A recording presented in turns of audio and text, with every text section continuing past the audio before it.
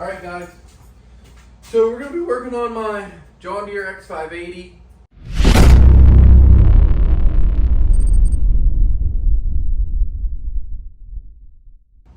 It was having issues, not running right at all, really, like some of the time. I took it to the dealer, it's under warranty. They pretty much told me that if it's a fuel issue, which it seems like there's probably dirt in the fuel and it's not covered under warranty, and it's like $100 an hour to even for them to look at it, whatever. So here it is at home. I just put gas in it before we left on vacation. We were going a week because I knew we were gonna have to mow the grass. I changed prior to this, like 2 mows ago, like fuel filter, spark plugs, air cleaner, etc. Because I keep up on maintenance on this pretty regularly. Clean it every mow, whatever. So I think I'm gonna get the gas draining. Maybe it's just some bad gas. I got some seafoam to put in it over here. Don't mind my dog. I got some seafoam, which this stuff I ran and stuff for a long time. We're gonna take the hood off so it's easier to get to the carburetor because it's up front. I'll show you guys how to do that. All right, so the hood looks like it's way simpler than I thought. Watch my dog here, he helps. He's a good helper. So the hood's a lot easier than I thought. Tucker, watch out, buddy. So you take, there's one on each side, these 10mm nuts. They're lock nuts, there's one on each side. You just loosen them up a little bit, right on the pivot here. And then of course you wanna unplug your headlights here, and then we'll get the hood off. All right, let's get the hood off. We're gonna unplug this. The headlights, pretty simple, easy. And hopefully I got these bolts loose enough. I'm just gonna, there's one side's off. Oh man. Well, make sure you got the bolts loose enough, guys, because this side I guess I didn't loosen up enough. And there is like a bushing behind it. Oh, that's really loose. This is way easier than I thought it would be. I thought this was gonna be a like major production here. Why is this not coming on? Are there any ideas here, buddy? It's almost like it don't want to come on. Oh, there we go. Okay. Now we're gonna pull this side off again. If it wants to come off, it's a little bit tricky, but make sure you don't have the hood open too far. I'm gonna set it off to the side here, which is nice because it sits by itself. I might put something under it. Okay. So we got the hood off. So here's what I was meaning. These bolts here. But if you look, the washer's like square. And it has a notch in it for the hood to pivot on it. So make sure you put it back in right. This was really easy. I mean, of course we got the brush guard on it, so now I gotta walk and work around that. But that's kind of neat how that works. It's like got a keyway, so it only goes one way, like that right there. So make sure you got it like that before you tighten it. It's a carriage head bolt. That's how this one is. Yeah, backwards. Yep, make sure that's backwards. All right, so I haven't decided to drain the gas yet either, so didn't start on that, but so this little wing nut here is like, you can do it by your hands, take the air cleaner off, which is pretty cool. And then we're taking this off right here, off of the carburetor. I'll sit that there. And it's not super dirty at all. So we're gonna rip the carb off here and see what's going on in there. And I don't know, the gas just doesn't look that dirty.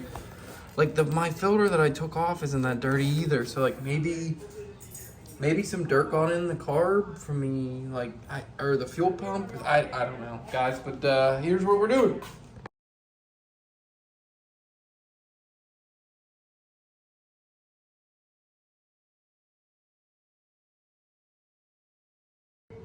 All right, guys, so just make sure you know where all your springs and stuff go. Like, I took a bunch of pictures. There's like 2 springs back there, and there's one up here that I'm currently working on getting off. I got the fuel line off. And I gotta get this fuel line off, and there's a stud here with a wire, and then there's a wire on the bottom of the bowl there, on that solenoid it looks like. And then there's an extra stud here and a bolt here that kind of holds this bracket on, and then there's that bracket over there. I have no idea how they got that on there, but you can get a wrench on it if you take this muffler shield off. So I might have to do that, but I think I can maybe wiggle it past it once I get all the springs off. Okay, real quick, this back spring, that one right there, it has like this little retainer on it. As you can see, that gold retainer. You actually just take a pair of needle nose on this and kind of just pull it out ever so slightly and twist it to the right to pull it out of the retainer. That's pretty much how you get that out. All right, so this clamp right here, they put it on with the ears facing down, like under here. So you're wondering, gee, how do I get that off? Well, just take a flathead screwdriver and put it on the larger ear, which is this one, this larger ear, if this camera will focus, this larger ear, and just push it gently. And you can get it up around to grab it with some needle nose and squeeze it, push it back. So this is unlike anything I've ever seen before. It's actually like a two-piece carburetor body. Like here's the front half with that vent. I guess that's a vent. And then there's the back half with the bowl on it and everything. Like maybe it's just like an extension of something. I'm not sure. Fun stuff here.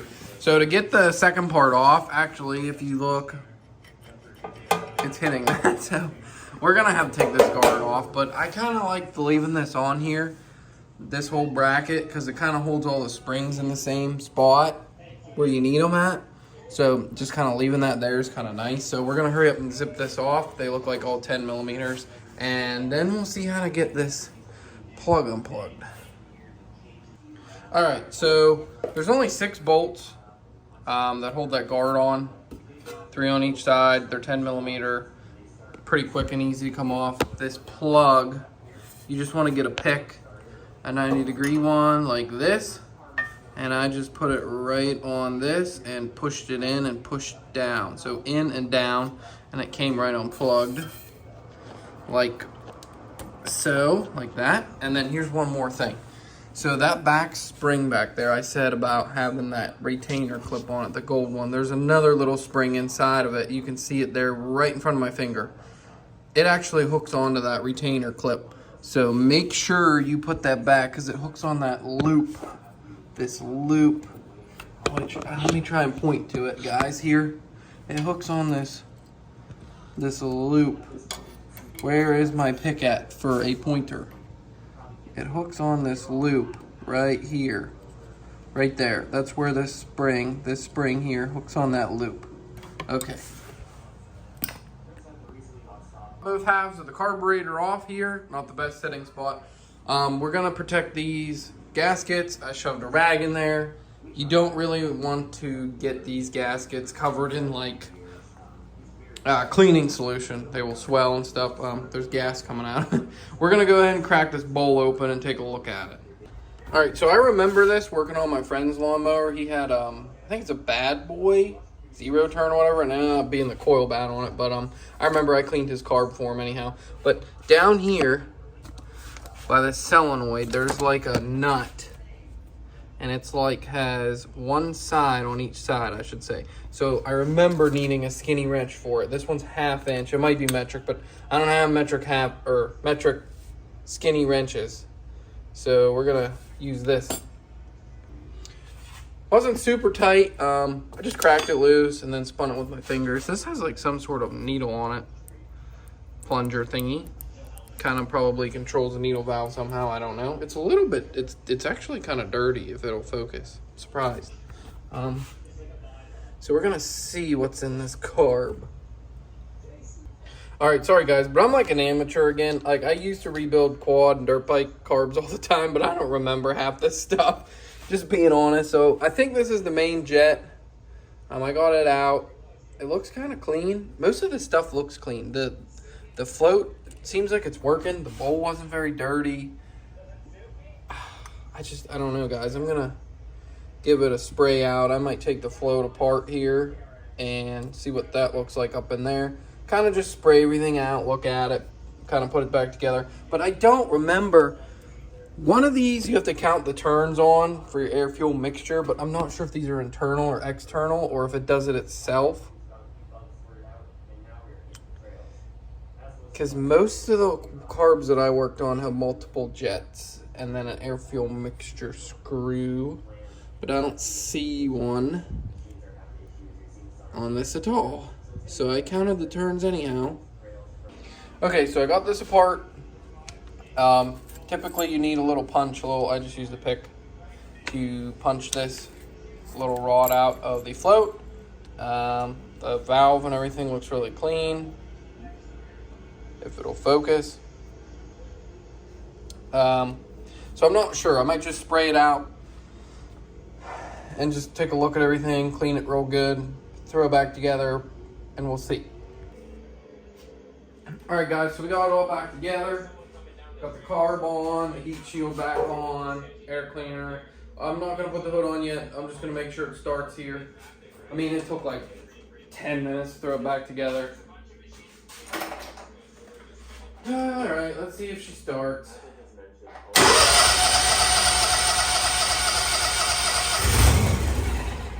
That's not looking good.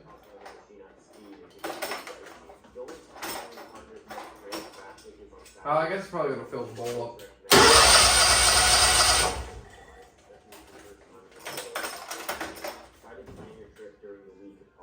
This ride was filmed on a Saturday.